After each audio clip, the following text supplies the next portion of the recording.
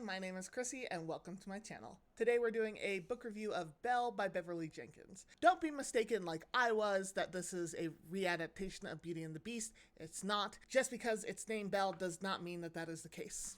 Instead, this is a book that is set in 1859 in the United States, primarily taking place in Michigan. And so we're a little bit before the Civil War. Now we follow a young black girl who makes her escape from the South all the way up north to her freedom with the help of the Underground Railroad. She ends up being separated from her father at the beginning of the book, and she kind of gets a little bit lost. She ends up being rescued by a guy named Daniel Best, who ends up being part of the Best family, in both senses of the term.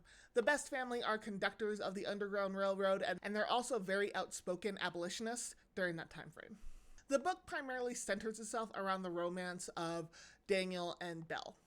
One of the things I really liked about this book is how well it balances, the tension that Belle has in fearing the slave catchers, trying to find her father, and then the love story between Daniel and Belle. I never felt for a moment that the primary issues going around the country of abolitionists trying their best to set all people free, I never felt that that was taken over by the love story between Belle and Daniel. I feel that was interwoven pretty well throughout the whole book.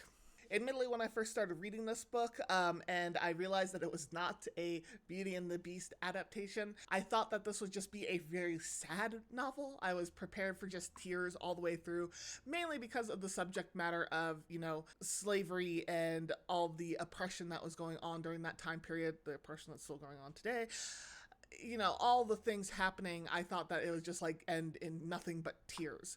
I was happily mistaken. There are many, many sweet moments and great moments. For example, Belle ends up growing so much as a person throughout this book.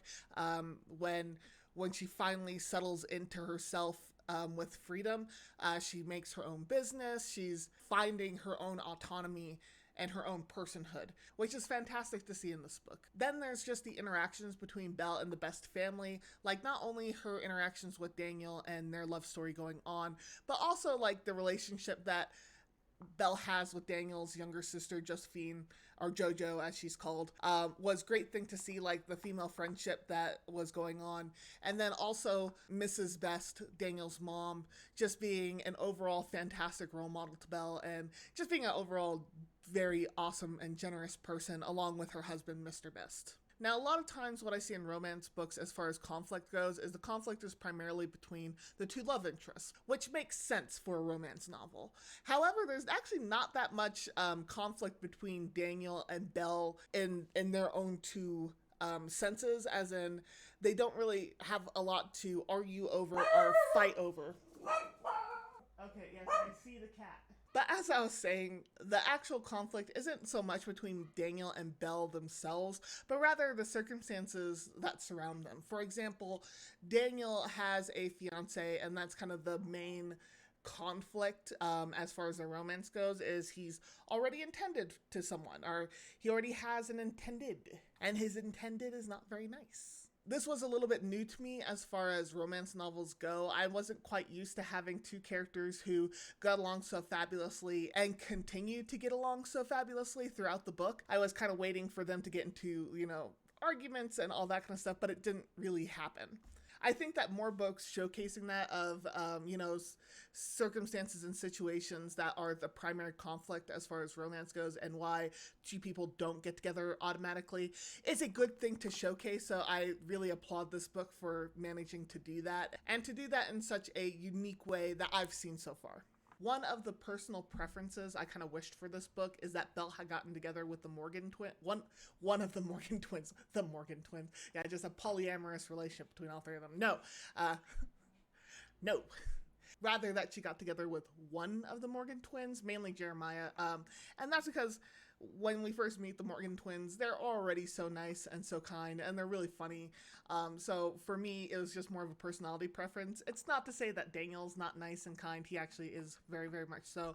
And he is looking to be that outspoken voice for freedom and justice. And so I think that is those are very admirable qualities in someone.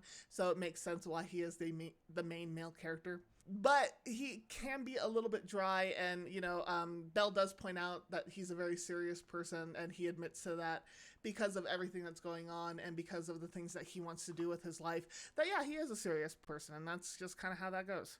Something else this book did for me is that it did make me want to look up more about that time frame and about the abolitionist movement and the Underground Railroad. Like, I have a very rudimentary knowledge on it, which is not good, and I need to kind of fix a lot of my history knowledge because I don't have a lot of it anyway. But it did make me want to read up on some of it to see how much the author put that was accurate and how much was creative licensing.